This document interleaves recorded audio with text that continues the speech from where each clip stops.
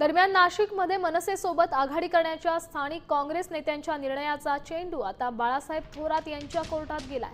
दुपारी 4 वाजता काँग्रेसचे नेते थोरात यांची भेट घेणार आहेत। तसंच हा प्रस्ताव प्रदेश नेत्यांनाही पाठवला जाणार आहे।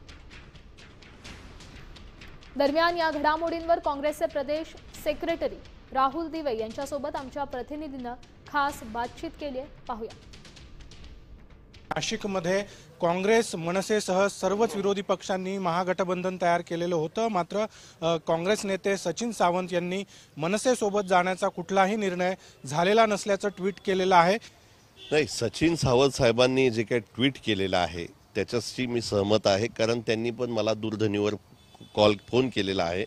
फोनवर आमची चर्चा झालेली आहे आणि त्यांनी आम्हाला स्पष्ट सांगितलं आहे की प्रदेशचा याच्या बाबतीमध्ये काही निर्णय झालेला नाहीये, परंतु हा स्थानिक निर्णय आम्ही स्थानिक पातळीवर घेत आहोत हे सुद्धा आम्ही त्यांना सांगितलं।